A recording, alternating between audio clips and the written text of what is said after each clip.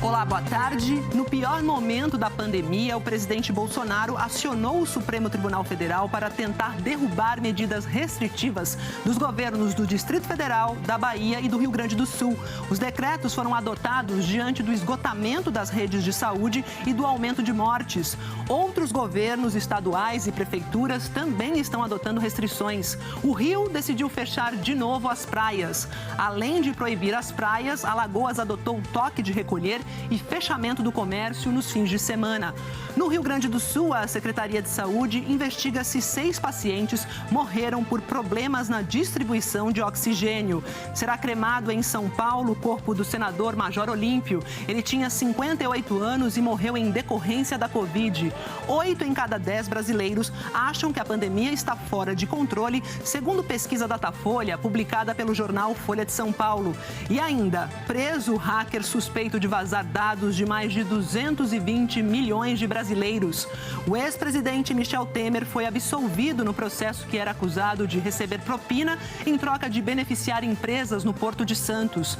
Os Estados Unidos atingem hoje a meta de imunizar 100 milhões de americanos. Paris inicia amanhã mais um lockdown e a pesquisa que mostra uma mudança no padrão global da felicidade.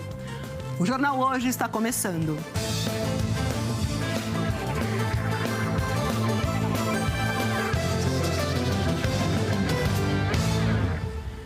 No pior momento da pandemia, o Brasil está correndo o risco de viver um apagão nas UTIs que estão lotadas de pacientes com Covid. Faltam médicos intensivistas especializados e não há tempo para treinar novos profissionais.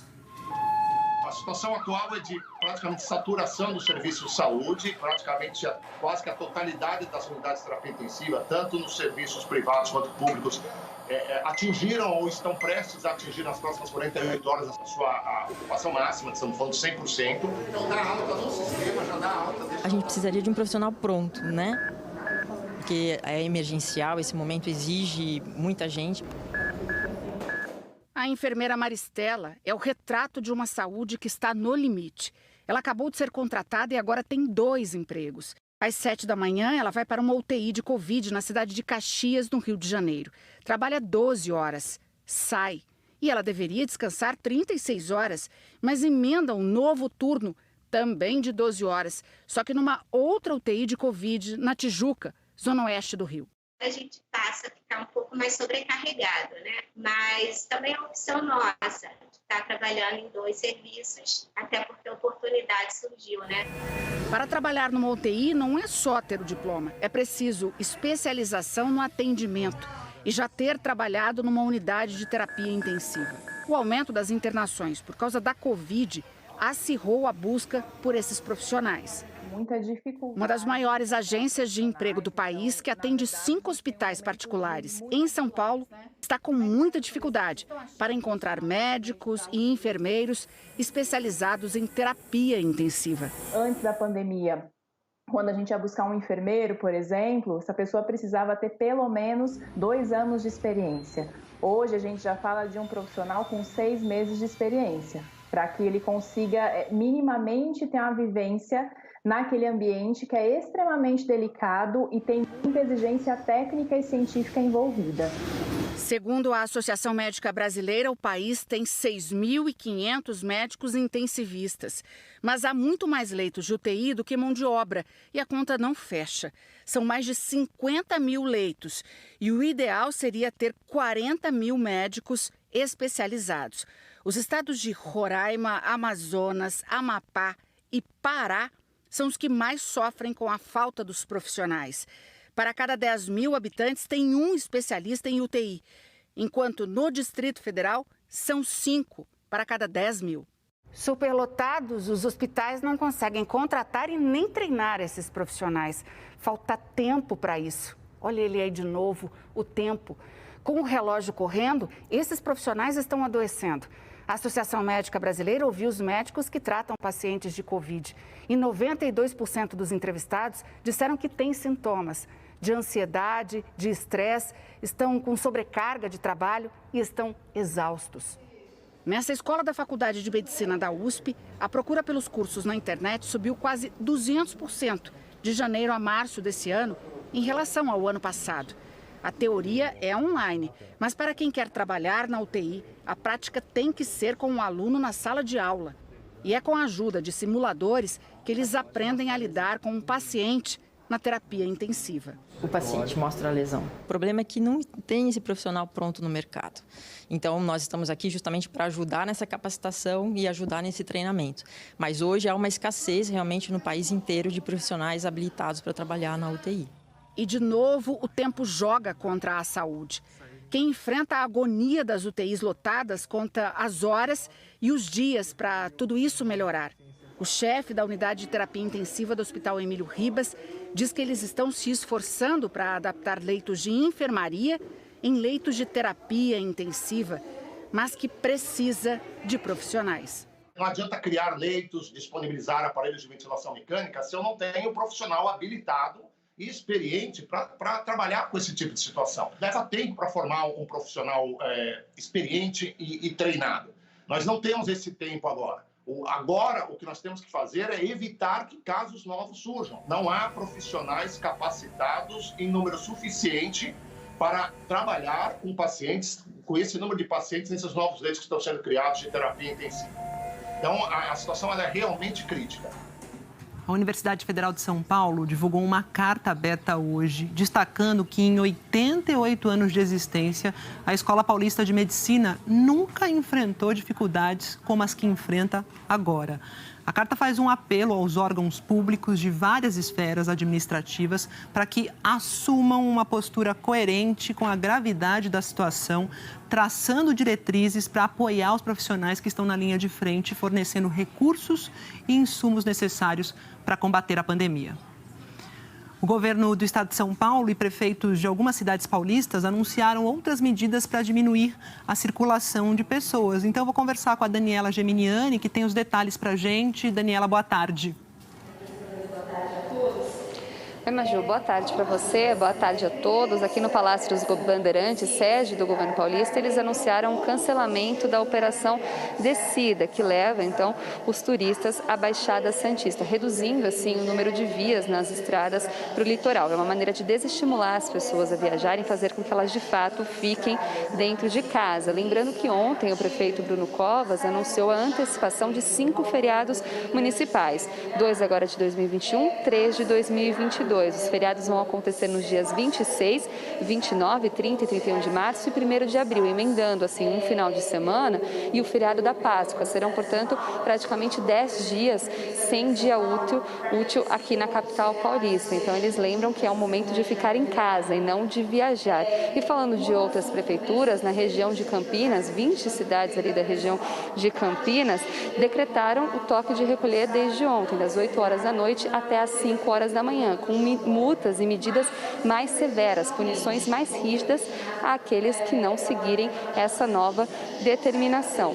E aqui na coletiva de imprensa também, eles anunciaram uma nova etapa da campanha de vacinação aqui no estado de São Paulo. Anteciparam os idosos de 70 e 71 anos que seriam vacinados a partir do dia 29 de março para o dia 27 de março e também incluíram os idosos com 69 anos que serão vacinados também a partir do dia 27 de março. É um público de aproximadamente 910 mil pessoas, então, dessa faixa etária que começará a ser vacinada a partir do dia 27 de março. Essas são as novidades aqui de São Paulo, as medidas para tentar reduzir a circulação de pessoas e também uma nova etapa da campanha de vacinação. Maju. É isso, Daniela. Então, cancelamento da Operação Descida para desestimular viagens nesse período aí de restrições mais severas.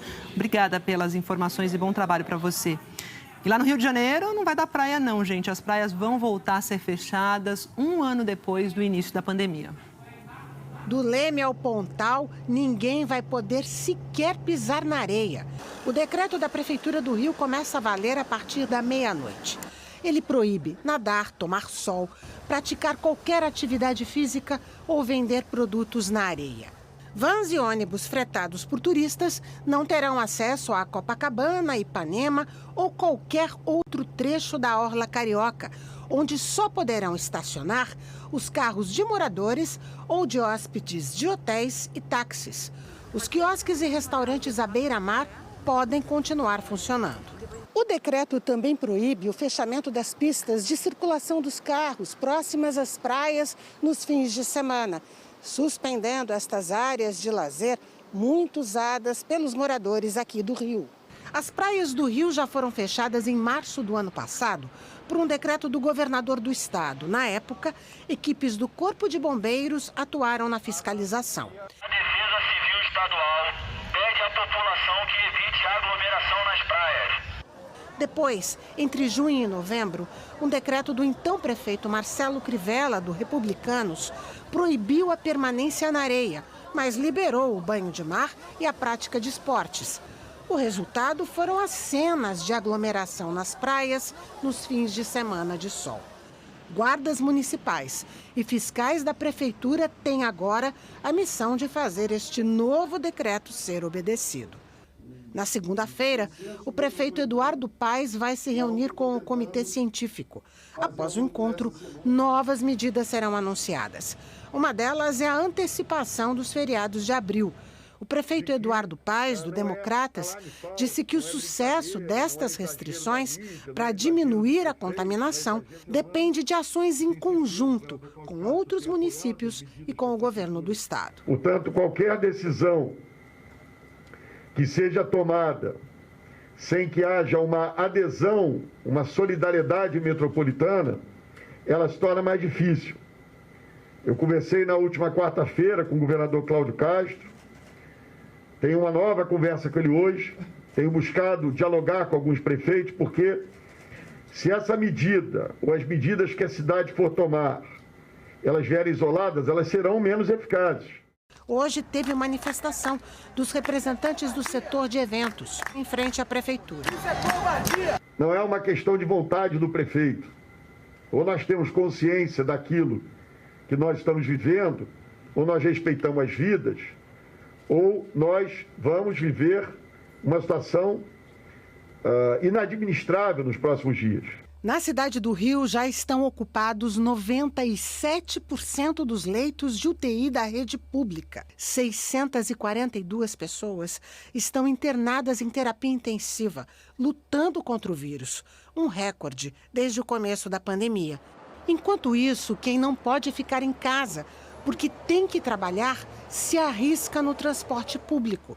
As estações do BRT continuam sem distanciamento entre as pessoas. Hoje mais cedo, máscaras foram distribuídas para os passageiros, que sofrem para entrar nos ônibus lotados. Dá uma tristeza esse BRT. O pessoal discutindo com o outro, furando fila. E sobre essa tristeza que o nosso entrevistado falou, a superlotação no transporte público e estações cheias, nós perguntamos à Prefeitura se vai haver alguma medida específica, mas ainda não tivemos resposta. Alagoas também está com praia fechada, né? Porque voltou hoje para a fase vermelha, que é mais restritiva, então tem toque de recolher, as praias fechadas, como eu falei, e comércio também fechado no final de semana. Está proibida a circulação de pessoas nas ruas das cidades alagoanas entre 9 da noite e 5 da manhã, exceto se tiver alguma necessidade essencial. Durante a semana, shoppings e lojas de rua vão funcionar com horário reduzido, com proibição de abertura nos fins de semana. Já bares e restaurantes estão autorizados a funcionar apenas nas modalidades delivery e pegue e leve. Entre outras medidas, os veículos do transporte intermunicipal só podem seguir viagem com 30% da capacidade. O acesso a praias, lagoas, rios e clubes está proibido nos fins de semana. Essas novas medidas valem por 14 dias. Decisões com base na ciência, ouvido constantemente os técnicos para que a gente tome as decisões mais acertadas, sempre com o único objetivo de salvar vidas em Alagoas. Segundo o último boletim da Secretaria de Saúde, em 24 horas, 20 mortes por Covid-19 foram registradas em Alagoas. O músico Clevinho Lima, de 43 anos, está entre as mais de 3.200 vítimas da doença no estado. Ele deixa a esposa e um filho. Uma enfermeira que era muito amiga dele chegou a filmar um videozinho e mandou para ele, fazendo assim para a esposa, dizendo: diga meu pai que logo eu estarei de volta. Isso num dia. No outro ele já foi realmente ser entubado, e da intubação para cá foi só cada dia mais as notícias não eram tão boas, ele não estava reagindo. A taxa de ocupação de leitos de UTI em todo o estado chegou a 89% esta semana. Ontem, o governo abriu 34 novos leitos, o que diminuiu a ocupação para 81%. Mas as internações de pacientes em estado grave não param. A situação é mais crítica nos hospitais particulares da capital. Esta placa é instalada no estacionamento de um deles toda vez que a UTI lota. E nas últimas semanas, esse aviso não tem saído daqui. Todas essas dificuldades estão impostas para todos os outros hospitais também. Então, na medida em que isso acontece de forma conjunta, a recuperação do recurso, a administração desses recursos necessários para a implantação de uma nova unidade fica bem mais difícil. Trabalhando na exaustão, médicos apelam para os cuidados que todos precisam ter. Se vocês não nos ajudarem, tomando as medidas de precaução, de higienização das mãos, uso de máscara, distanciamento social, nós vamos chegar no limite. Todo mundo está preocupado com isso. Dependemos da ação da população também. E olha só, deixa eu fazer uma correção aqui, porque na reportagem sobre a falta de profissionais intensivistas, nós falamos do bairro Tijuca, no Rio de Janeiro, fica na zona norte e não zona oeste, como nós dissemos. Então, pedimos desculpas por esse erro. E no Pará, o governo do estado está sendo cobrado, para dar maior transparência à divulgação dos leitos disponíveis no estado. A repórter Jalília Messias tem as informações para a gente. Jalília, boa tarde para ti. Oi, Maju, boa tarde para ti e para todos. Procuradores, promotores de justiça e defensores públicos disseram que os números que constam no site da Secretaria de Saúde do Pará não batem com os do Sistema Estadual de Regulação de Leitos. Segundo eles, o site da Secretaria mostra uma oferta maior de vagas do que as que realmente estão disponíveis. Os órgãos também alertam que a legislação exige que o Estado divulgue diariamente o tamanho da fila de espera por leitos e a quantidade de pessoas que morreram aguardando internação. O prazo para o Estado e a Secretaria responderem é de 3 dias. Em nota, o governo do estado disse que as informações solicitadas serão levantadas no prazo determinado. A Secretaria de Saúde do Pará negou divergência e afirmou que tem conseguido garantir os leitos necessários até o momento. A gente lembra que Belém e parte da região metropolitana da capital seguem em lockdown até a próxima segunda-feira. Outras 2 cidades do interior também decretaram bloqueio total para evitar um colapso.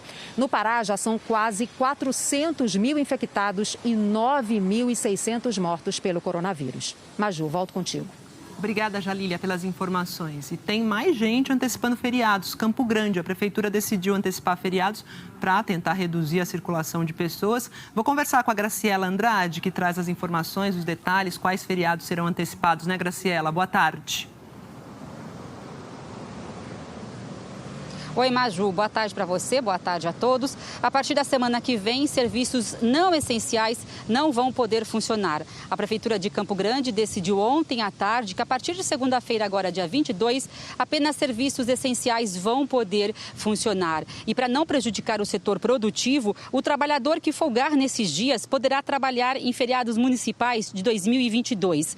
A Prefeitura da capital diz que essa medida não se trata de um lockdown e sim de medidas mais rigorosas. O decreto deve ser publicado ainda hoje e existe a possibilidade de Mato Grosso do Sul seguir o exemplo e antecipar os feriados em todo o estado. Essas medidas são para frear o ritmo de internações por Covid-19 nos hospitais. A situação é tão grave que muitos estão tendo que improvisar leitos de tratamento intensivo para dar conta de atender a demanda. Vamos ver a reportagem. É uma sensação horrível, uma sensação que você... de incapaz. Você não é capaz de proteger seu filho, você não é capaz de proteger sua família, você não é capaz de proteger ninguém. A angústia da dona Andréia é a mesma de muitos brasileiros que hoje aguardam a liberação de um leito de UTI para tratamento da Covid-19. Só em Campo Grande, mais de 70 pessoas estão nessa fila em unidades de pronto atendimento. Aqui na capital não há mais vagas disponíveis em UTIs das redes pública e privada. A taxa de ocupação de leitos de UTI ultrapassou 100%. E para dar conta de atender a demanda que não para de crescer, Os hospitais superlotados estão tendo que improvisar leitos em enfermarias. Só no Hospital Regional, referência no tratamento da Covid-19, 25 pacientes que conseguiram uma vaga estão entubados em leitos improvisados, fora do CTI. Para os especialistas, a qualidade dos novos leitos preocupa. Não tem equipamento suficiente, não tem toda a equipe técnica necessária para um leito de UTI, apresenta sérias dificuldades em manter o paciente vivo e, portanto, a taxa de letalidade chega a 90% a 100% nesses leitos específicos, que não são leitos preparados e construídos para terapia intensiva. Desde o início da pandemia, foram abertos em Mato Grosso do Sul 291 leitos exclusivos para Covid, mas a conta ainda não fecha. Especialistas dizem que nesta velocidade de internações seriam necessários de 50 a 100 novos leitos por semana. Está sendo muito triste, está sendo muito difícil, principalmente a falta de acomodação para todos esses pacientes. Abrimos mais um setor aqui no hospital para tentar acomodar, mas sempre chega mais e mais pacientes. Além da superlotação, o hospital enfrenta um déficit de 49 médicos e 60 profissionais de enfermagem, o que também pode comprometer a qualidade do atendimento. A distância entre os leitos ela é menor, a quantidade de profissionais que cuidam daquele paciente, infelizmente, é menor, o que dá muito desgaste na equipe, porque são pacientes extremamente graves, ou seja, o próprio nome fala, pacientes críticos, né, que precisaria daquele dimensionamento maior de profissionais, e isso nós não temos. O irmão da Patrícia morreu em um desses leitos improvisados. Ele ficou 5 dias na UPA e, quando chegou ao hospital, não tinha vaga na UTI. Morreu na enfermaria.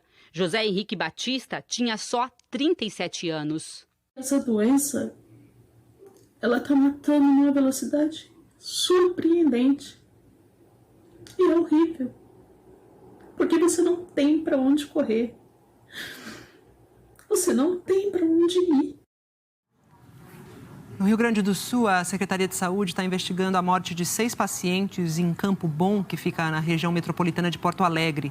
Segundo a Secretaria, eles teriam morrido devido a uma falha no sistema de distribuição de oxigênio e não pela falta do produto. A Prefeitura de Campo Bom afirmou que já pediu esclarecimentos ao hospital. E por telefone, a assessoria do hospital Lauro Reus informou que houve, de fato, uma pane em relação ao oxigênio, mas que não pode confirmar a relação entre o problema e as mortes. E em meio à superlotação das UTIs no Rio Grande do Sul, começou a funcionar hoje em Porto Alegre um hospital de campanha para reforçar o atendimento de pacientes com Covid. O hospital de campanha tem 20 leitos, 8 são de UTI.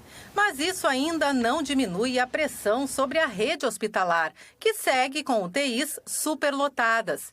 Além disso, quase 320 pessoas estão na fila de espera por um leito de terapia intensiva em Porto Alegre. O primeiro hospital de campanha da capital vai funcionar como um anexo do Hospital da Restinga, que atende moradores da Zona Sul e que há 2 semanas está superlotado. A unidade tem hoje mais de 80 pessoas na emergência e 20 na UTI, a maioria com Covid. É o mesmo hospital com pacientes sendo atendidos no corredor, como nós mostramos aqui no JH na última quarta-feira. Este hospital de campanha estava instalado em Manaus, mas com a melhoria da situação na capital amazonense, a estrutura foi trazida para a capital gaúcha.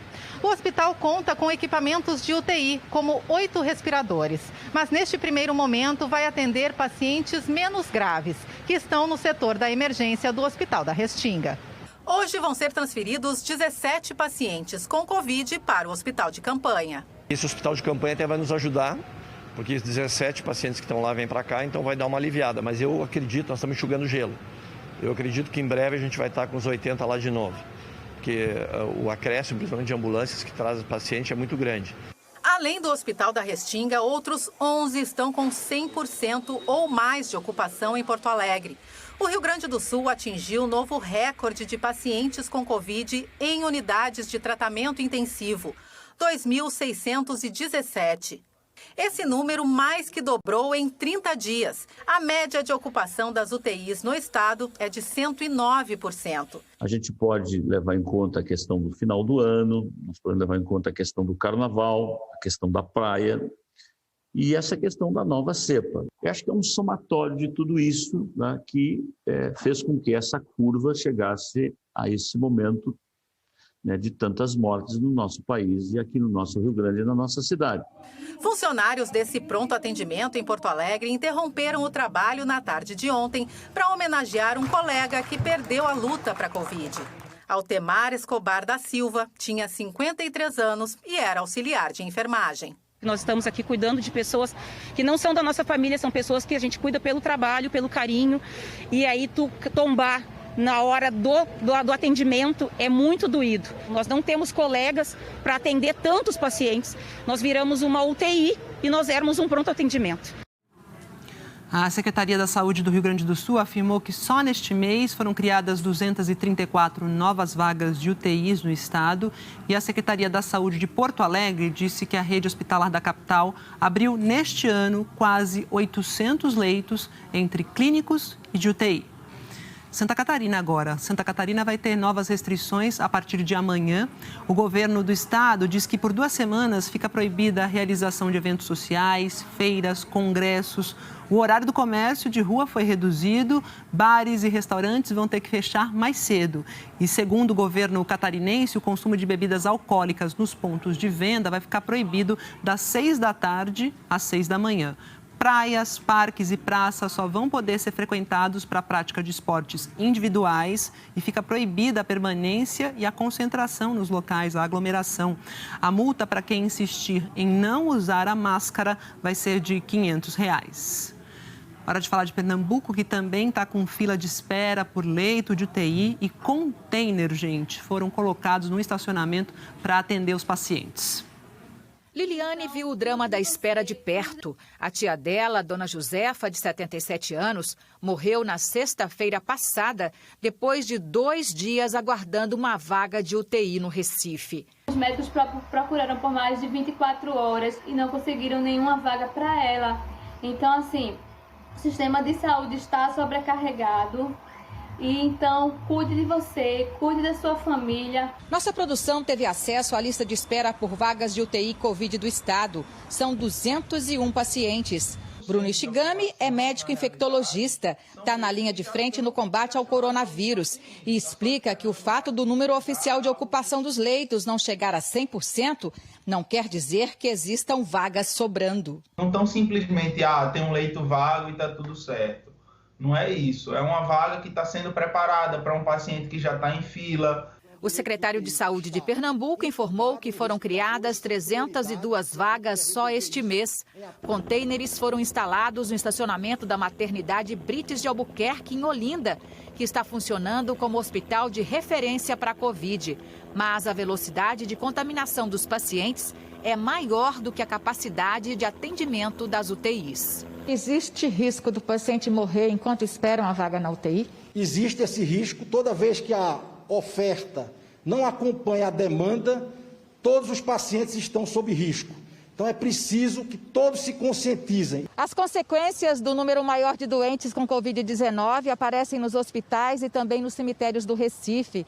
Só agora, no mês de março, até o dia 16, foram registrados 214 enterros na cidade por síndrome respiratória e Covid-19. O número é maior do que o registrado durante todo o mês de fevereiro, quando foram realizados 183 enterros. Quem trabalha nos cemitérios está no limite. Eu tenho 31 anos no ramo de funerária, nunca passei, nunca imaginei viver o que a gente vive hoje, que se viveu ano passado naquela demanda maior e que está voltando tudo novamente. Maria de Lourdes vende flores na frente de um cemitério. Na última segunda-feira, fotografou uma fila de carros de funerária, o que ela não via desde o ano passado. Tinha mais de 15 funerárias entrando. Então isso aí abala qualquer pessoa. A Anvisa anunciou que vai publicar ainda hoje medidas regulatórias emergenciais para enfrentar a falta de medicamento para intubação e também suporte ventilatório de pacientes graves. As medidas, de acordo com a Anvisa, vão flexibilizar os critérios e possibilitar a importação direta desses insumos por parte dos hospitais. Os detalhes ainda não foram divulgados pelo governo, pela Anvisa. E o jornal Folha de São Paulo publicou uma pesquisa Datafolha sobre a Covid-19. 8 em cada 10 brasileiros acham que a pandemia está fora de controle. A margem de erro dessa pesquisa é de 2 pontos percentuais para mais ou para menos. Em janeiro, 62% dos entrevistados achavam que a pandemia do coronavírus no Brasil estava fora de controle. Agora, esse percentual subiu para 79%. Antes, 33% avaliavam que a pandemia estava em parte controlada. Agora, 18%. Para 3%, a pandemia estava totalmente controlada no começo do ano. Agora, 2%. 2% não sabiam em janeiro e agora 1%. O medo dos brasileiros de serem infectados pelo coronavírus bateu recorde. Em março do ano passado, 36% dos entrevistados disseram que tinham muito medo do vírus. Em abril, 38%. Em maio, 45%, 47% em junho, em agosto, 43%, em dezembro, 41%, em janeiro, 44% e agora 55%.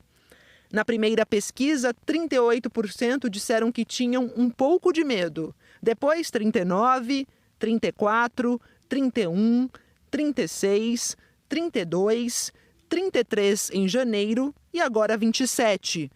Em março, 26% afirmaram não ter medo.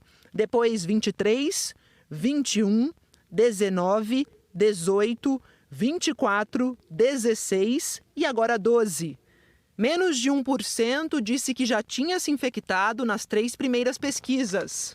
Depois, 3%, 4%, 3% e nas 2 pesquisas mais recentes, 7%. O Datafolha também perguntou a opinião dos brasileiros sobre as medidas restritivas para conter a pandemia.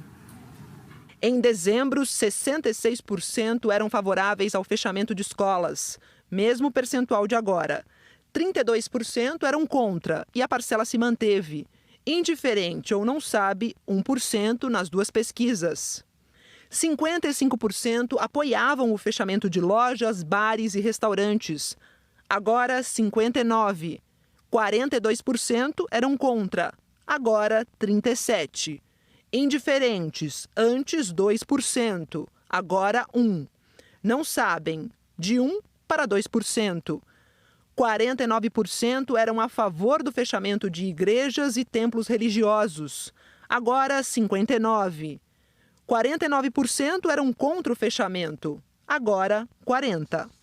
1% dos entrevistados declarou ser indiferente ou não soube responder nas 2 pesquisas. O Datafolha perguntou aos entrevistados o que eles consideravam mais importante neste momento. No começo de abril do ano passado, 76% responderam. O mais importante é manter as pessoas em casa para impedir que o coronavírus se espalhe, mesmo que isso prejudique a economia e cause desemprego. Em meados de abril, 68%. No fim de abril, 67%.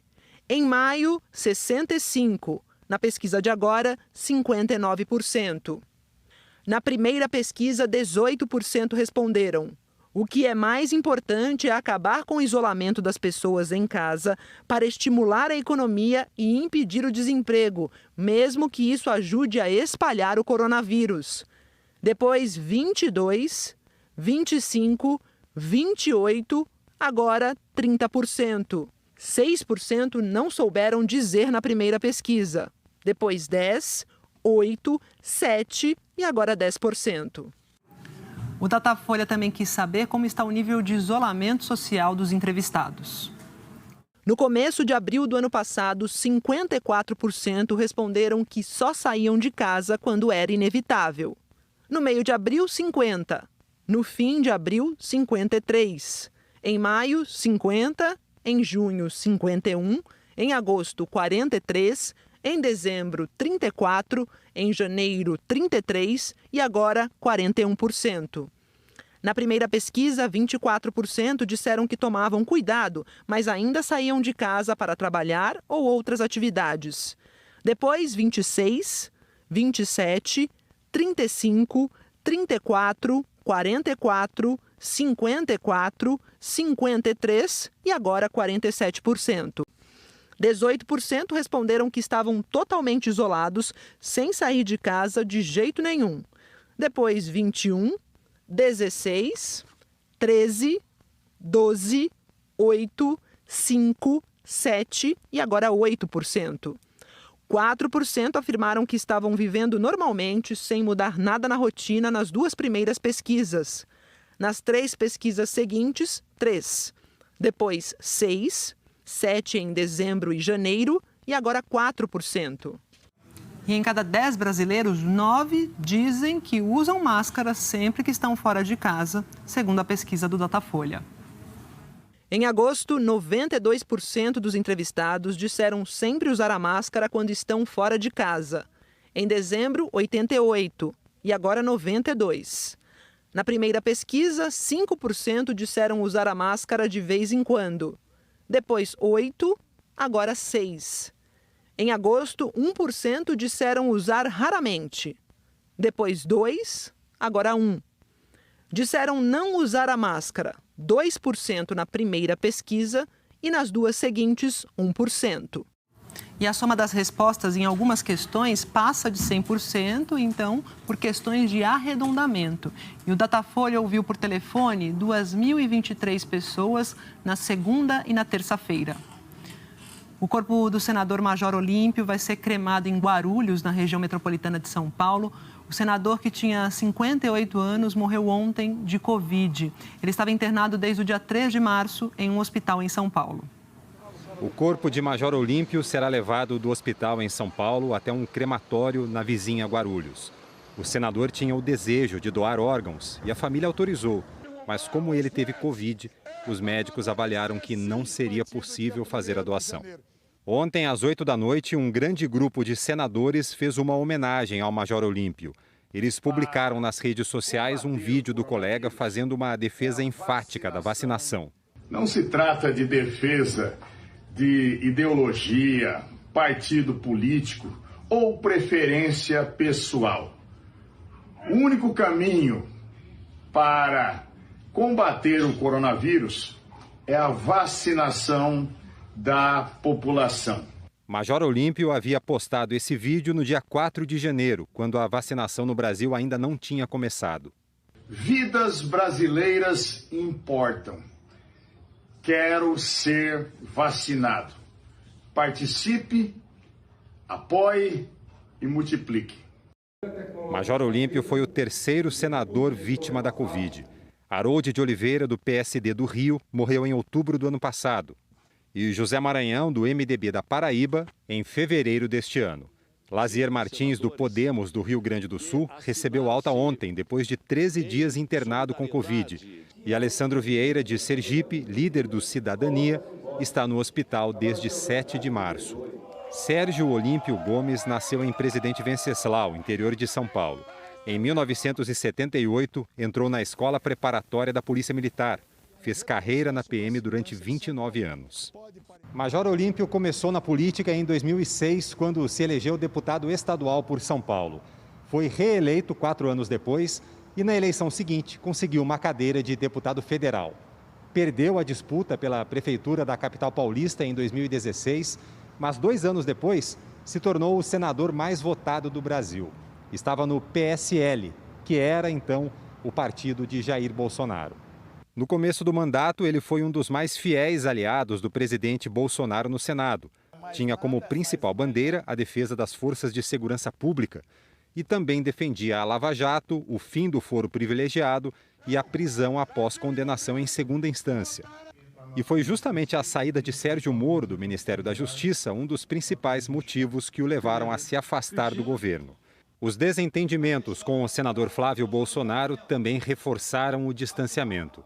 Chegou a afirmar que se sentia traído pelo presidente porque Bolsonaro protegia os filhos com mania de príncipes. Nós apoiamos o presidente Bolsonaro. Não reconheço no país ainda a monarquia, a dinastia, filho príncipe, nada disso. Aliás, é o que está desgastando muito ao presidente, são filhos com mania de príncipe. Foi um crítico do governo no combate à pandemia. Num vídeo, reclamou do presidente Bolsonaro em relação às falhas na compra de vacina e às críticas à Coronavac do Instituto Butantan. Não dá para ficar dizendo ou negando a necessidade da vacinação como o único caminho que a humanidade tem, gente. Reconhecidamente. Eu vou tomar a Coronavac. Assim que tiver certificado, eu tomo. Tomo com transmissão para o Brasil todo. Se tiver qualquer das vacinas, eu vou ser o primeiro a tomar. No fim de abril do ano passado, Major Olímpio reagiu à declaração do presidente quando o Brasil chegou a 5.000 mortes pela Covid. Bolsonaro disse: "E daí? Lamento, quer que eu faça o quê? Eu sou Messias, mas não faço milagre." Ninguém espera por milagres, mas o que cada brasileiro espera de fato, de cada um de nós que tem responsabilidade pública, é que haja um comprometimento cada vez maior, um trabalho cada vez mais intenso para diminuir o número de mortes e minimizar os efeitos dessa pandemia. É a nossa obrigação. Em janeiro deste ano, Major Olímpio foi um dos que pediram ao Procurador-Geral da República, Augusto Aras, a abertura de um inquérito para investigar a responsabilidade do ministro da Saúde, Eduardo Pazuello, na crise da saúde pública, em especial em Manaus. Que sejam responsabilizados todos os agentes públicos, não só o ministro, que estejam envolvidos em condutas omissivas ou comissivas que possam colocar em risco a saúde da população brasileira. Em fevereiro, participou de máscara de uma manifestação contra o fechamento do comércio em Bauru, interior de São Paulo. Formado em Direito, Jornalismo e Educação Física, Major Olímpio também publicou livros sobre segurança pública. Ele faria aniversário amanhã, iria completar 59 anos. Era casado e tinha 2 filhos. E o prefeito de Vitória da Conquista, na Bahia, também morreu de Covid. Erzen Guzmão tinha 72 anos e morreu ontem à noite aqui em São Paulo. Ele estava internado havia quase 3 meses. A Prefeitura de Vitória da Conquista decretou luto oficial de 8 dias. E a média de casos de Covid subiu 22% em relação a 2 semanas atrás. Em média, a cada dia, 71.904 casos são descobertos aqui no país. A tendência também é de alta. Em 24 horas, o Brasil registrou 2.659 mortes por Covid. No total, são 287.795 pessoas que já perderam a vida para a doença. 87.169 casos foram confirmados em um dia. E já temos aí 11.787.600 diagnósticos da doença. Agora a gente vai ver a situação pelo país, né? Porque no Rio Grande do Sul, no Rio Grande do Norte, né, que ele está aparecendo em cinza, porque ele não divulgou os números até às 8 da noite, quando o consórcio fecha o levantamento do dia. E com alta na média de mortes, em vermelho, aparecem 19 estados e o Distrito Federal. Sergipe e Tocantins tiveram as maiores altas. 4 estados estão em estabilidade na média de mortes e aparecem em amarelo, como você vai ver aí já já. Em azul, 2 estados com queda na média de mortes. Temos Amazonas e Roraima no grupo de queda. E olha só, ainda hoje o presidente Bolsonaro aciona o Supremo Tribunal Federal para tentar derrubar medidas restritivas de 3 governos estaduais. A absolvição do ex-presidente Michel Temer no processo, que era acusado de receber propina em troca de beneficiar empresas no Porto de Santos. E também a prisão do hacker suspeito de vazar dados de mais de 220 milhões de brasileiros. E a seguir, os Estados Unidos estão prestes a atingir a meta de imunizar 100 milhões de americanos.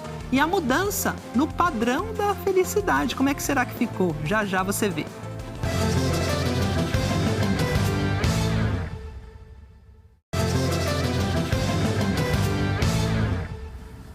Petrobras informou hoje que vai reduzir pela primeira vez no ano o preço da gasolina nas refinarias, isso a partir de amanhã.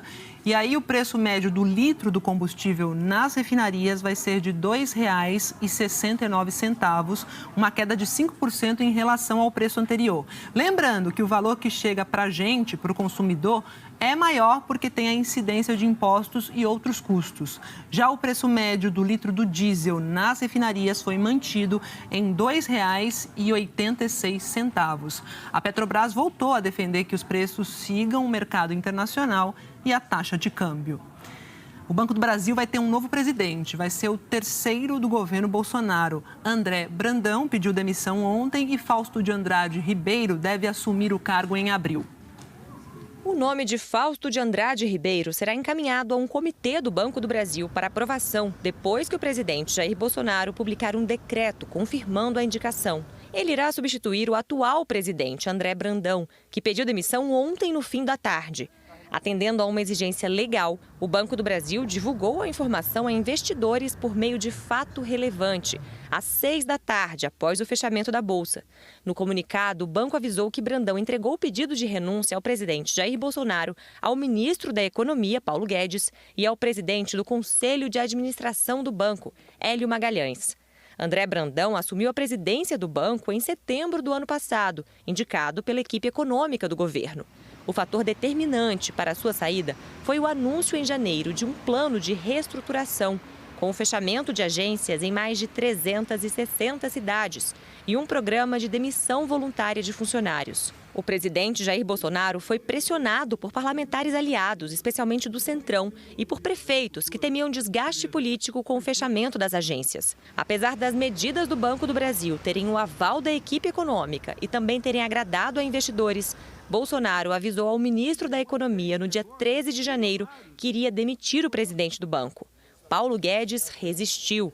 Mas pressionado, Brandão acabou pedindo demissão 2 meses depois. Ele fica no cargo até 31 de março. Nos bastidores, a informação é de que a troca na presidência e a nomeação de Fausto de Andrade Ribeiro pegaram quem trabalha no banco de surpresa. Fausto Ribeiro tem 53 anos, é funcionário de carreira desde 1988. Formado em administração e em direito, tem especialização em finanças internacionais e pós-graduação em economia. Desde setembro do ano passado, é diretor-presidente da administradora de consórcios do banco. Antes, ocupou cargos de gerência. Foi gerente geral na unidade do BB na Espanha, gerente executivo na unidade de canais e gerente executivo na diretoria de contadoria. Fausto Ribeiro será o terceiro presidente do Banco do Brasil no atual governo. O primeiro foi Rubem Novaes, que assumiu em janeiro de 2019, ficou 1 ano e meio no cargo e também pediu demissão. André Brandão, que pediu para sair agora, ocupou a presidência por menos de 6 meses. Brandão é a 16ª pessoa da equipe do ministro da Economia, Paulo Guedes, que deixa o cargo desde o início da gestão de Jair Bolsonaro. As baixas incluem secretários especiais, subsecretários, diretores e presidentes de bancos públicos. Falar agora de auxílio emergencial, porque depois da promulgação daquela PEC emergencial lá no início da semana, o governo publicou ontem as medidas provisórias para o pagamento da nova rodada do auxílio emergencial. Marina Francischini está lá em Brasília, tem os detalhes, a gente sabe que é em abril, mas não tem uma data definida ainda, né, Marina? Boa tarde. Isso, Maju, boa tarde para você e para todo mundo. A data exata ainda não foi definida. O governo só afirma que a primeira parcela vai ser paga no início de abril. Segundo o Ministério da Cidadania, o calendário está sendo finalizado e vai ser divulgado em breve. Então, para quem já recebe o Bolsa Família, o pagamento do auxílio emergencial vai seguir o calendário já estabelecido no programa e a pessoa vai receber o benefício que for mais vantajoso para ela. No total, 45 milhões e 600 mil brasileiros vão receber o benefício dessa vez. Isso representa cerca de 22 milhões a menos do que na primeira rodada do auxílio emergencial e o valor também diminuiu. Antes eram R$ 600, depois caiu para R$ 300, agora serão 4 parcelas. A maioria das pessoas vai receber R$ 250. Mas para quem mora sozinho, o valor será de R$ 150. Para mulheres, chefes de família, R$ 375. Agora, só uma pessoa por família pode ser beneficiada. Antes, o limite era de até 2 pessoas. Então, nessa nova rodada serão excluídos, por exemplo, estagiários, agentes públicos, pessoas que estão em regime fechado, presos, ou pessoas que estão recebendo o auxílio reclusão. Quem teve o benefício cancelado ou não movimentou o valor na poupança digital, na rodada de pagamentos de 2020, também está fora. São 3 medidas provisórias que trazem regras para o pagamento do auxílio emergencial e também liberam recursos para operacionalizar esse pagamento e para fazer o repasse dos recursos. Segundo o governo, essa ajuda vai custar 43 bilhões de reais. Maju. Obrigada, Marina, pelas informações. Ótimo dia para você. O Instituto Butantan entregou hoje ao Programa Nacional de Imunização mais 2 milhões de doses da vacina desenvolvida em parceria com o laboratório chinês Sinovac. Esse é o terceiro lote enviado nesta semana e, ao todo, desde janeiro, o Ministério da Saúde, que é responsável por distribuir as vacinas aos estados, recebeu 24 milhões e 600 mil doses da Coronavac. O Instituto Butantan reafirmou o cronograma de chegar ao mês de abril com 46 milhões de doses entregues e a agosto com 100 milhões. A fábrica do Instituto funciona 24 horas por dia em 3 turnos para transformar os insumos já recebidos em vacinas. E para manter a produção, a próxima remessa com 6 mil litros do IFA, que é a matéria-prima, deve chegar até o começo de abril. Agora a gente mostra para vocês o ritmo da vacinação aqui no país, de acordo com o levantamento do consórcio de imprensa. Vamos lá, mostrar esse ritmo para vocês aqui. A gente tem aqui 270.873 pessoas que receberam aí a primeira dose. O total de vacinados com a primeira dose é de 10.984.488. E esse total corresponde a 5,19% da população brasileira. Segunda dose foi aplicada em 4.027.123 pessoas e isso significa que corresponde, equivale a 1,90%, menos de 2% da população brasileira que recebeu a dose de reforço. 24 estados e o Distrito Federal atualizaram os dados da vacinação e os que mais vacinaram aparecem em azul mais escuro. Os números mostram o percentual de pessoas que tomaram a primeira dose em cada estado em relação ao total da população. Os 5 que mais aplicaram essa primeira dose até o momento são Amazonas, que se aproxima de 9% da população vacinada, São Paulo, Distrito Federal, Mato Grosso do Sul e Rio Grande do Sul. Cabe a cada um de nós colaborar, A gente precisa de mais cuidado, de mais distanciamento, de mais vacina para sair desse pesadelo. Vacina sim, vacina já.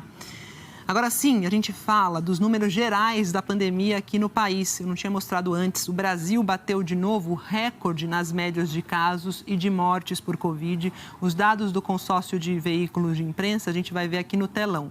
Em média, 2.096 pessoas morreram por dia no país. Infelizmente, é o 20º dia seguido em que esse número se supera aí, Um crescimento de 47% em relação a 2 semanas. A tendência é de forte alta. E a média de casos subiu 22% em relação a 2 semanas atrás. E, em média, a cada dia, 71.904 pessoas descobrem que estão com Covid aqui no país. Tendência também de alta. Em 24 horas, o Brasil registrou 2.659 mortes por Covid. No total, a gente tem 287.795 mortos desde o início da pandemia. 87.169 casos foram confirmados em um dia e já são 11.787.600 diagnósticos. Em g1.com.br/coronavírus você confere mais detalhes sobre vacinação e sobre a pandemia no seu estado.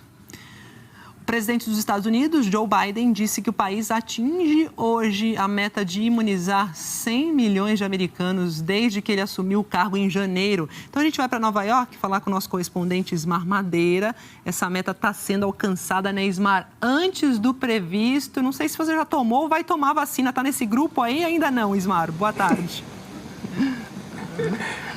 Boa tarde, Maju, para você e para todos. Não, ainda não, mas a meta está sendo alcançada quase na metade do tempo, viu, Maju? Olha, o presidente Joe Biden prometeu atingir essa meta em 100 dias de governo e está conseguindo isso em 58 dias. O presidente Biden destacou que 65% das pessoas com mais de 65 anos já receberam pelo menos uma dose e disse que isso é fundamental porque 80% das mortes por Covid no país foram nesta faixa etária. Hoje, a média é de 2,5 milhões de doses aplicadas por dia. Os números de casos, de mortes e de hospitalizações estão caindo no país, mas continuam altos. A média é de mais de 1.500 mortes por dia. Por isso, há preocupação com o relaxamento das restrições a atividades não essenciais em alguns estados. A governadora do Michigan, por exemplo, Gretchen Whitmer, disse agora de manhã que autorizou atividades ao ar livre em estádios, mas determinou que testes sejam feitos semanalmente nos atletas adolescentes. O governo mexicano anunciou que vai reforçar as restrições na fronteira com os Estados Unidos para combater o avanço da pandemia. A medida vale para as viagens de turismo e lazer na fronteira com os Estados Unidos. A passagem de pessoas para trabalhar ou por motivos de saúde continua autorizada. Já no sul do país, o foco é a entrada de imigrantes, especialmente na fronteira com a Guatemala. As restrições do governo mexicano às viagens não essenciais na região já estão em vigor, mas terminariam no domingo e foram estendidas até o dia 21 de abril.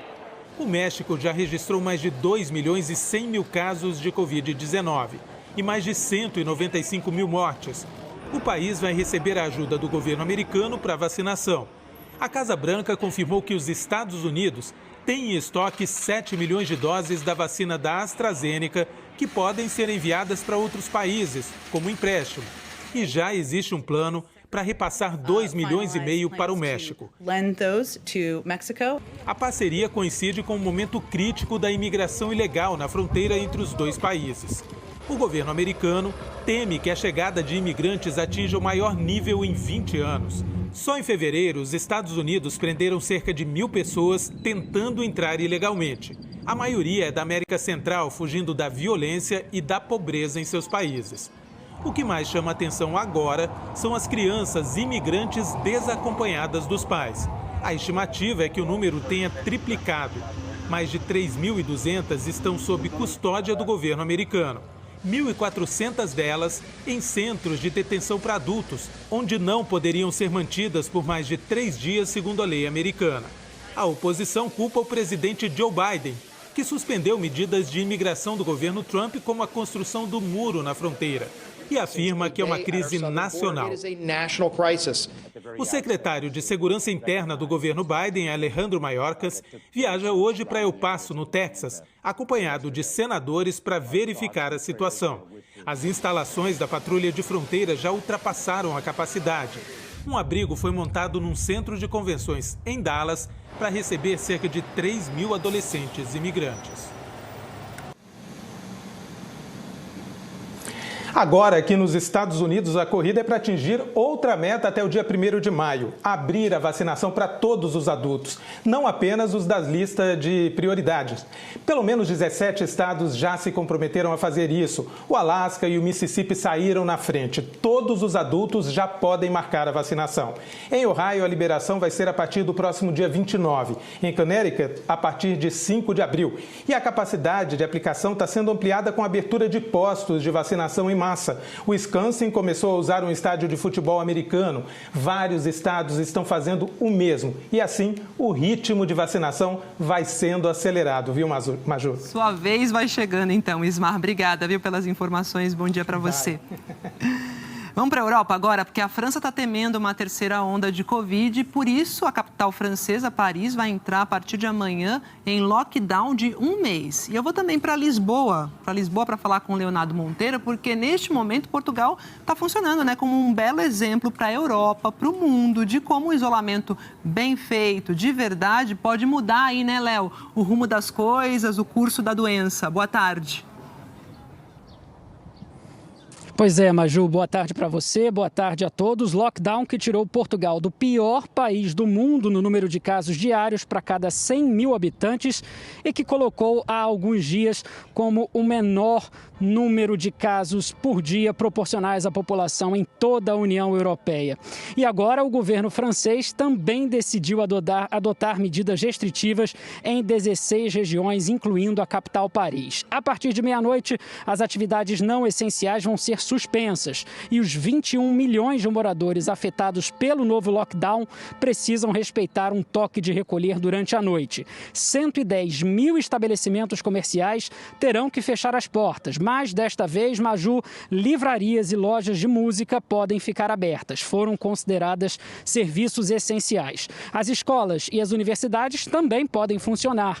Além disso, os franceses vão poder se exercitar ao ar livre durante o dia, numa distância de até 10 quilômetros de casa. Já as viagens entre as regiões afetadas só vão ser permitidas se houver um motivo considerado convincente pelas autoridades. Segundo o governo francês, as restrições mais duras são necessárias por causa do aumento no número de infecções de Covid-19, o que tem alertado as autoridades para uma possível terceira onda. Os hospitais estão sobrecarregados e o governo afirmou que as restrições podem ser ampliadas a outras regiões.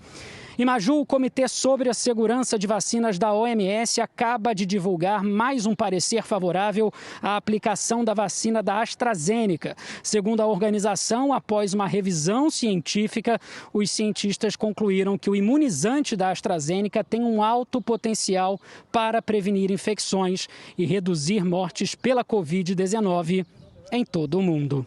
Maju. É isso, que bom. Vacina sim, né? Vacina já, Léo. Obrigada pelas informações. Bom trabalho para você. E olha só, na véspera do Dia Mundial da Felicidade, pesquisadores ligados à ONU chegaram à conclusão de que a pandemia mudou o padrão da felicidade global. Os mais velhos estão se sentindo mais felizes, mais saudáveis, justamente por terem sobrevivido à Covid. Já os jovens estão menos satisfeitos porque também tiveram um ano muito difícil. O Relatório Mundial da Felicidade este ano enfrentou um desafio único: analisar os efeitos da pandemia no bem-estar subjetivo das pessoas. Como nos outros anos, a alta classificação depende muito da confiança da população em sua comunidade. Mas em ano de pandemia, o que faz a diferença para o nível de felicidade é a confiança que as pessoas têm no seu governo. A Finlândia foi confirmada no topo da classificação, junto com Islândia e Dinamarca, países que têm conseguido enfrentar melhor a pandemia. A Itália subiu do 28º lugar para o 25º, apesar dos mais de 100 mil mortos por Covid. O Brasil caiu no quesito felicidade. Foi da posição 29 para a 41. A Colômbia e o México também caíram. Com uma generalizada falta de confiança, ficou mais difícil para os países latino-americanos lidarem com a Covid-19. A pesquisa mostra que o padrão de satisfação com a vida mudou. Surpreendentemente, mesmo com a Covid, o índice de felicidade entre os idosos, que são do grupo de risco para a doença, ficou maior do que o registrado nos jovens. Os programas de videoconferência permitiram que muitos idosos mantivessem contato com suas famílias, às vezes até mais do que antes da pandemia. Nos países que fizeram um bloqueio, eles sentiram o prazer de saber que a sociedade fez sacrifícios para protegê-los. Os jovens estão menos satisfeitos, muitos perderam seus empregos. As mulheres jovens, principalmente com as escolas fechadas, tiveram muitas dificuldades para cuidar dos filhos e trabalhar ao mesmo tempo. O relatório revelou que um dos elementos fundamentais para a felicidade é a confiança na comunidade e nas instituições. Em tempos de pandemia, a confiança principalmente no governo. E a seguir, a prisão do hacker suspeito de vazar dados de milhões de brasileiros. A absolvição do ex-presidente Michel Temer no processo em que era acusado de receber propina para beneficiar empresas no Porto de Santos. O presidente Bolsonaro aciona o Supremo para derrubar medidas restritivas de 3 governadores. E assinado o contrato com a Pfizer e a Janssen para a compra de 138 milhões de doses de vacinas. Voltamos já já.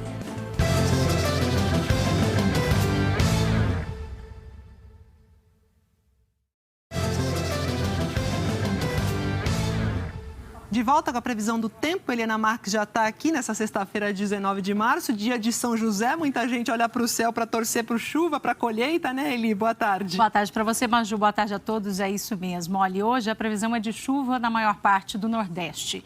Na região, muita gente acredita que se chover no dia de São José, os próximos meses terão boas chuvas. E tem previsão de temporal no Maranhão, também no Piauí, no sul do Ceará. Já choveu no estado, 59 reservatórios estão operando com menos de 30% da capacidade, só 5 estão acima dos 90%, então é preciso chover mesmo. Chuva mais fraca hoje na região, só no leste nordestino. Então você fez aí o relato do Nordeste, que torce pela chuva boa de São José, né, nesse dia 19. Agora, Eli, e outras regiões, como é que fica o tempo? Vamos lá, Maju, fala aqui de São Paulo, porque tem uma frente fria se afastando e uma baixa pressão atmosférica se formando. Significa que essa baixa vai jogar a umidade para cá. A gente tem imagens ao vivo de São Paulo para falar que a previsão é de bastante chuva hoje na capital paulista, também por aqui. Nessa imagem, me parece que já vejo umas gotas de chuva ali. Agora, Rio de Janeiro, Belo Horizonte e Vitória, que estão aqui comigo no telão, olha, terão pouca chuva, 10, 5 milímetros e calor. Mas o sul fluminense, o sul de Minas, pegando também a região da Serra da Mantiqueira e o litoral de São Paulo, aí sim pode ter temporal, como a região metropolitana aqui de São Paulo. No centro-oeste, principalmente Mato Grosso, algumas áreas de Mato Grosso do Sul e Goiás. E no norte, Acre, pedacinho ali do Amazonas, Tocantins e também Pará. Nada de chuva, onde a gente vê essa faixa aqui em amarelo no Nordeste, chegando até o extremo norte de Minas. Também ali, olha, no norte de Roraima e entre o sudoeste do Paraná, centro-oeste de Santa Catarina e Rio Grande do Sul. Em Porto Alegre, a gente também tem imagens de lá ao vivo, a gente vê aí Porto Alegre com tempo firme, céu azul, tem sol, tem calor, máxima de 28 graus na capital gaúcha hoje. E, Eliana, sabe que eu não estou acreditando que já passou o verão praticamente? Hoje é o último dia do verão, amanhã a gente já entra no outono. Que é isso, Eliana Marques? Exatamente, o tempo está voando, Maju. E olha, de fato, falta só um diazinho. O outono começa oficialmente no Hemisfério Sul às 6h38 de amanhã, pelo horário de Brasília. O outono é a estação de transição do verão, mais chuvoso, né, para o inverno, mais seco. Então, a gente vai ver agora o que muda na prática. No verão, nós temos esses sistemas aqui atuando com mais frequência. Eles mantêm a chuva principalmente entre norte, centro-oeste e sudeste. Agora, no outono, aparecem outros sistemas, os jatos polar e subtropical, que trazem ar frio, alta subtropical do Atlântico Sul, deixando o tempo mais seco no sudeste e centro-oeste, e distúrbios ondulatórios de leste, aumentando um pouco a chuva aqui no leste nordestino. Agora, no geral, a expectativa é de pouca chuva no nordeste e aumento das áreas secas na região neste outono. Pouca chuva também no sudeste, com redução no nível dos reservatórios. O mesmo problema lá no sul do país, no centro-oeste.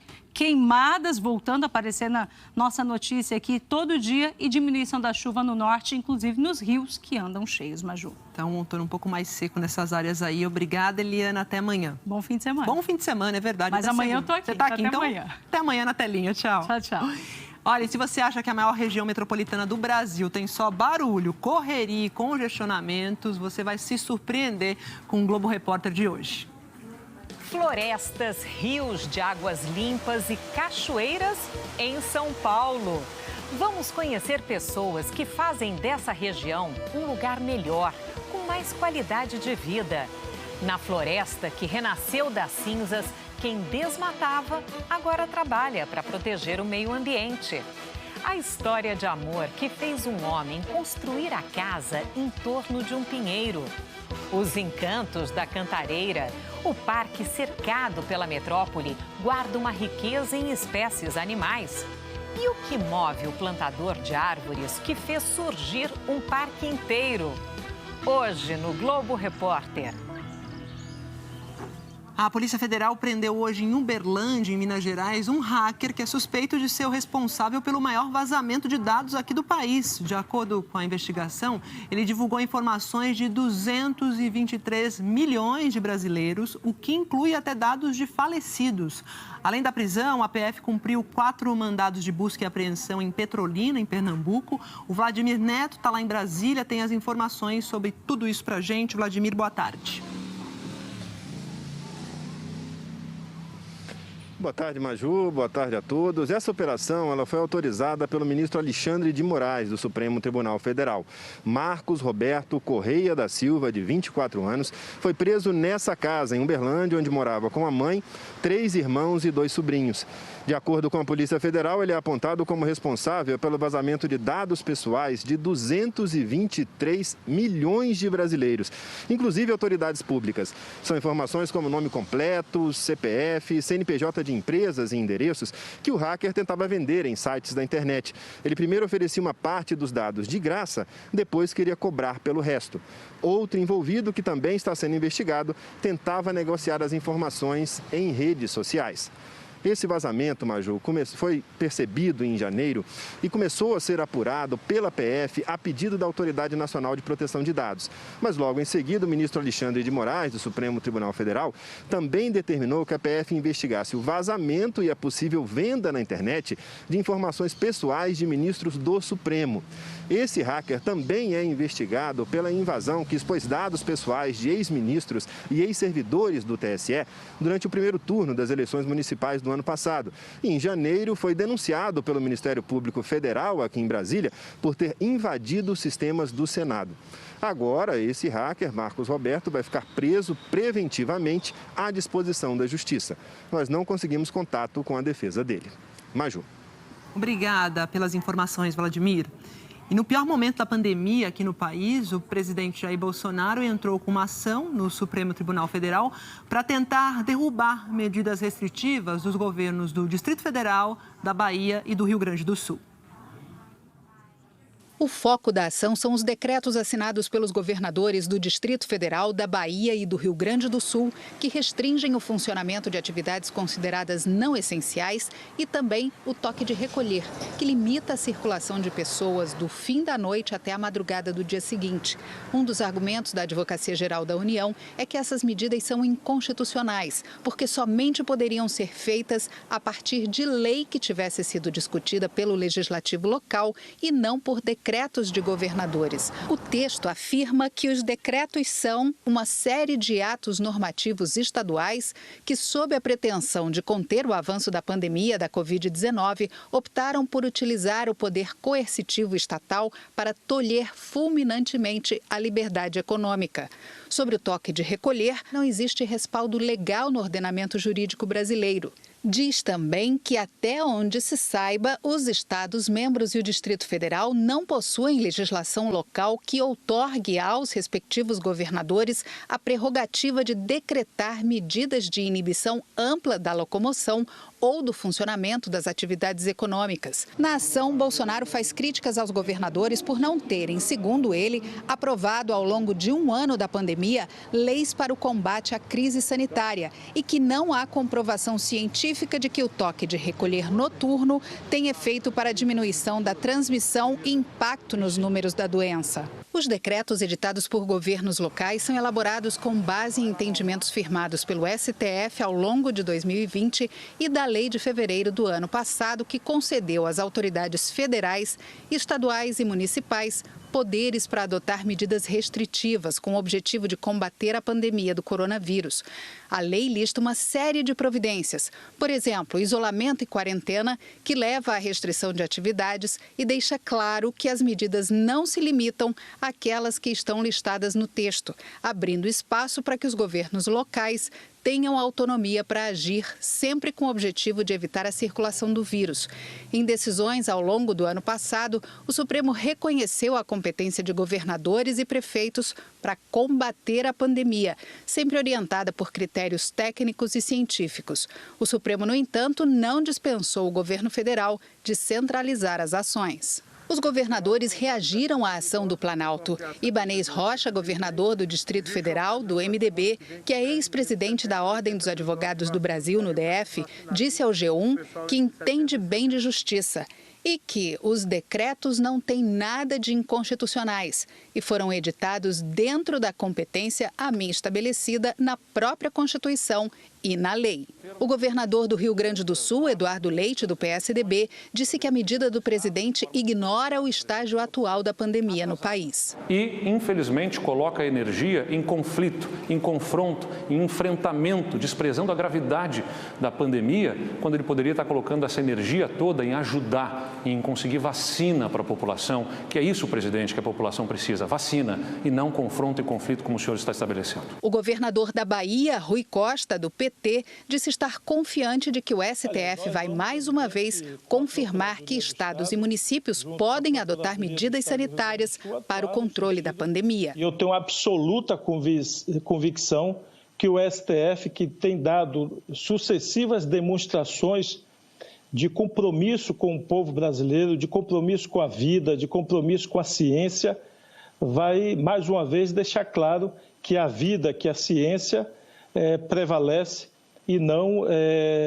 a negação, eu diria, da vida e da ciência não vão prevalecer, na minha opinião, no STF. No mundo inteiro, a humanidade só encontrou duas formas de combater o vírus. Uma é a vacina. A segunda forma é o distanciamento social. O presidente do Fórum de Governadores afirmou que ações como essa não contribuem para conter a doença no país. Num desafio gigante, como estamos enfrentando agora, numa guerra contra o coronavírus, é o coronavírus o inimigo comum, trabalhando União, estados, municípios, setor público e setor privado, os três poderes, como fazem outros países. Já não é fácil, imagine tendo o poder central como adversário em políticas para reduzir transmissibilidade, reduzir adoecimento, que reduz internação e que reduz óbito. Para este infectologista da USP, reduzir a circulação de pessoas e cumprir o isolamento social são medidas eficazes, comprovadas no mundo inteiro. Ele diz que o debate não deveria ser este no momento. Então, veja, ninguém discute a questão da circulação ou o direito de ir e vir das pessoas. Ocorre que a gente tem uma crise sanitária de proporções inimagináveis, que atinge todos os indivíduos, que atinge seres humanos, e a gente precisa tomar uma medida drástica dessa, que não é uma medida que é para ficar a vida toda, né? E nem um governo todo. É uma medida emergencial. Interlocutores do governo dizem que foram citados apenas esses 3 estados, porque a expectativa é que, se o STF for favorável à ação da AGU, a decisão do tribunal sirva para todos os estados. A ação ainda não tem relator no Supremo. Conversa agora com a Andréa Sadi, porque tem reunião à vista, né, Sadi? Assessores do presidente Bolsonaro estão articulando aí uma reunião com integrantes dos 3 poderes e também governadores semana que vem. O que é isso? Será que vem articulação? Conta pra gente. Coordenação? Qual o objetivo dessa reunião? Boa tarde, Sadi. Oi, Maju. Boa tarde para você também. Boa tarde a todos. Maju, tem um grupo de ministros do Supremo, de integrantes do Congresso Nacional muito envolvidos nessa cobrança, nessa pressão por uma liderança do governo federal, de forma específica do presidente Jair Bolsonaro, para assumir as medidas de combate à Covid, em meio ao pior momento dessa crise. A primeira cobrança feita, a gente já contou aqui, foi essa da troca do ministro da Saúde, mas a troca frustrou esse grupo mais restrito de autoridades, porque o escolhido foi o Marcelo Queiroga, que, na avaliação dessas autoridades, ele vai fazer esse governo de autoridade, essa gestão de continuidade, exatamente o que eles não queriam que acontecesse. E a segunda medida é o seguinte: precisa fazer um gesto de união para o Brasil. Então, o que os assessores do presidente Bolsonaro passaram a fazer? Tentar articular uma reunião entre os 3 poderes e os governadores para a semana que vem. Está prevista para entre terça e quarta-feira, ou seja, integrantes do Supremo, integrantes do Congresso, do Executivo, governo federal e governadores. Mas, mesmo assim, eles acham que não vai ser exatamente um gesto de união, porque hoje o presidente Bolsonaro, como a gente viu agora há pouco na reportagem, foi ao Supremo, inclusive essa ação é assinada por ele, contra medidas tomadas por governadores, ou seja, qual é o diálogo na visão de parlamentares também que o governo vai propor a governadores quando o próprio governo federal vai à Corte Judicial nesse embate com governadores. Isso é a primeira coisa, Maju. A segunda é um discurso do presidente Bolsonaro também a respeito de atividades essenciais, falando num projeto para mudar isso. Então, sempre nessa linha de enfrentamento com os governos estaduais. Por isso que essas autoridades em Brasília estão céticas a respeito dessa própria reunião. Mas o que dizem integrantes do governo federal com quem eu conversei? Que a tônica vai ser vacinação, que o presidente vai insistir nisso, e também eles deram, pelo menos até agora, uma espécie de carta branca para o ministro da Saúde para falar de distanciamento. A palavra proibida é lockdown. O presidente não quer nem ouvir falar em lockdown, mas, Maju, como eu disse, esse ministro da Saúde novo, Marcelo Queiroga, que ainda não assumiu de fato, porque Pazuello ainda segue acompanhando o futuro ministro, ele não tem essa liberdade para falar o que ele quer, para fazer o que ele quer também. Tem uma informação de bastidor de que Queiroga pode fazer visitas a hospitais também, para saber qual é de fato a situação nos hospitais. Isso vindo do governo federal, essa informação é do governo federal. E também a gente tem que acompanhar quem serão os convidados dessa reunião da semana que vem. Para dar um exemplo, o vice-presidente da República, Hamilton Mourão, ainda não foi convidado. Eu conversei com ele hoje mais cedo, ele disse que ficou sabendo por mim dessa reunião e voltou a defender a vacinação, também falou a respeito das medidas que precisam ser tomadas, enfim, distanciamento, isolamento, e acredita que a vacinação, o progresso da vacinação vai aliviar a crise no país.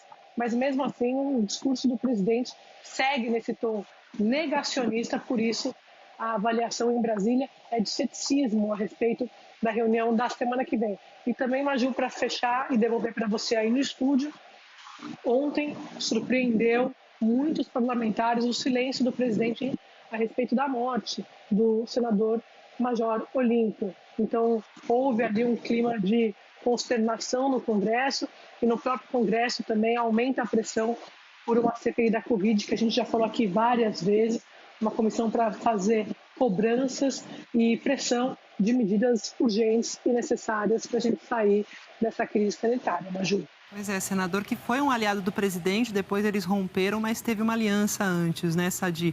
Obrigada pelas informações, você falou bastante aí de progresso de vacinação, é o que a gente torce. Eu vou falar de vacina agora, porque foi anunciada agora há pouco a assinatura dos contratos do governo federal com a Pfizer e com a Janssen, que prevêem ao todo 138 milhões de doses.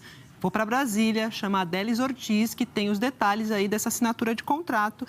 Oi, Délis, boa tarde, conta tudo para a gente.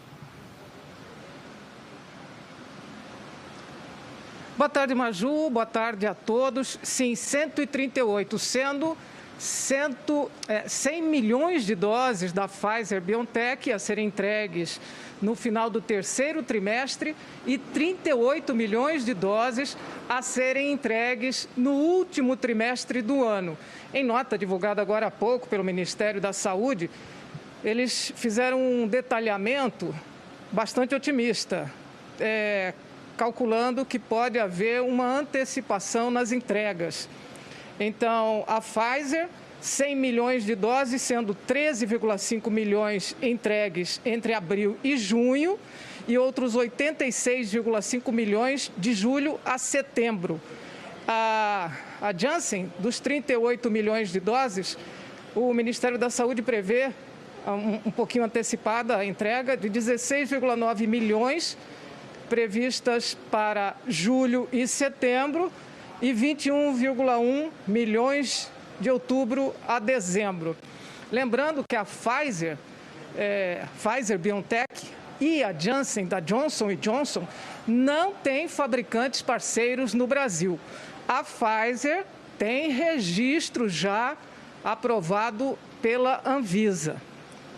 As duas farmacêuticas puderam assinar esse contrato porque foi aberto um caminho pelo Congresso Nacional com a aprovação de uma lei que autoriza o governo federal, estados e municípios a assumirem a responsabilidade sobre riscos de eventos adversos na aplicação da vacina.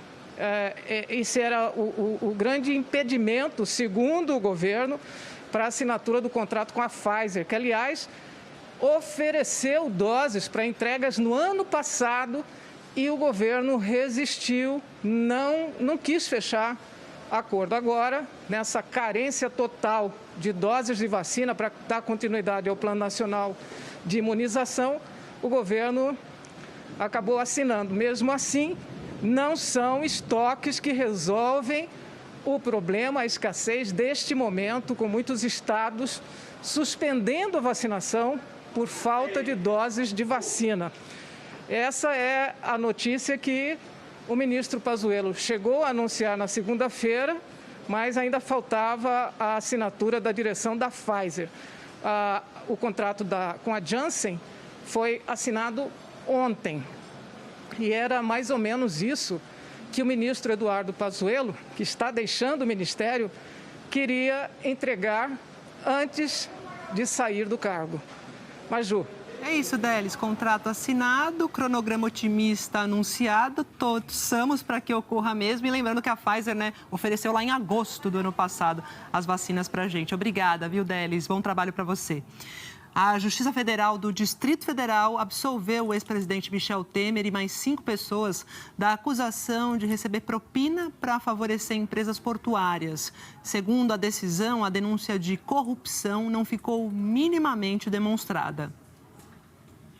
A sentença é do juiz Marcos Vinícius Reis Bastos, da 12ª Vara do Distrito Federal. Na decisão, o ex-presidente Michel Temer foi absolvido sumariamente no processo em que era acusado de favorecer empresas do setor portuário. Temer se tornou réu no inquérito dos portos em abril de 2019.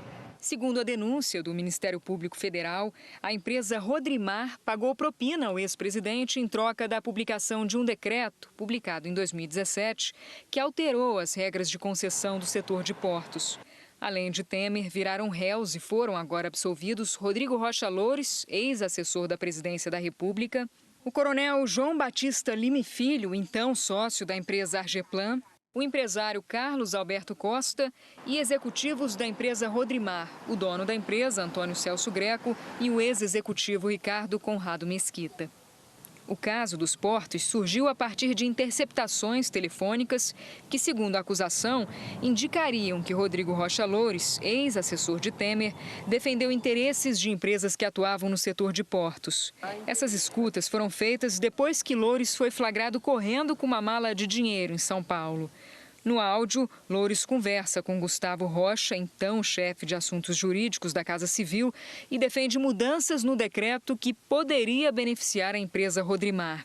Na decisão, o juiz inocenta Temer e outros 5 réus, afirmando que não se apontou quais seriam as vantagens indevidas recebidas ou prometidas, não se indicou como teria se dado esse ajuste entre os denunciados, não se apontou uma única razão pela qual terceiros iriam despender valores em favor de agente público por um período indefinido de tempo.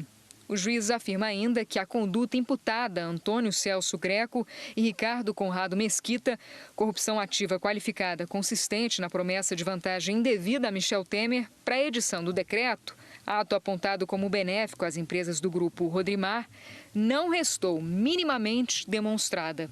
E que, além de não identificar as vantagens indevidas supostamente prometidas, a denúncia se esquece de apontar que o chamado Decreto dos Portos não alcançou as empresas do grupo Rodrimar. O magistrado decidiu então absolver sumariamente os réus, tendo em vista que os fatos narrados, evidentemente, não constituem crime. A cena, protagonizada por Rocha Loures correndo com uma mala de dinheiro, está sendo analisada em outro processo que ainda corre na Justiça Federal.